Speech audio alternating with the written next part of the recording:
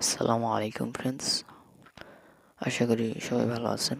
তো আজকে শিখবো আমরা যে ফেসবুকে অটো রিপ্লে কীভাবে দেওয়া যায়। তো সেজন্য আমরা প্লে স্টোরে চলে যাই। প্লে স্টোরে সার্চ করব আই অ্যাম অটো রিপ্লে। দেখাই দিচ্ছি আমি আই অ্যাম অটো রিপ্লে। এটা সার্চ করার পর দেখেন উপরে একটা অ্যাপস আসছে। হ্যাঁ, ওই অ্যাপসটা সবাই ইনস্টল করে ওপেন করে নেবেন। তো আমার ইনস্টল আছে, আমি ওপেন করে নিলাম। তো ওপেন হচ্ছে।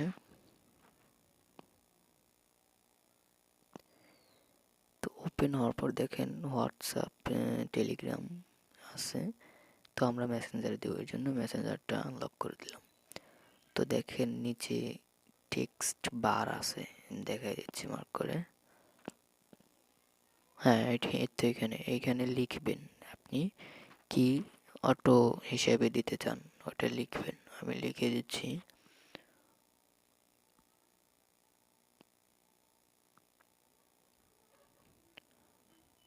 দেন আমার লেখা শেষ। এখন এটাকে অন করে দেব।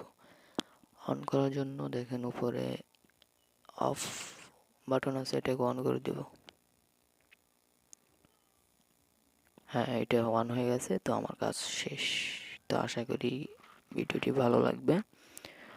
ভালো লাগলে একটা সাবস্ক্রাইব, একটা লাইক, একটা শেয়ার করে আমার পাশে দেখবেন। ধন্যবাদ।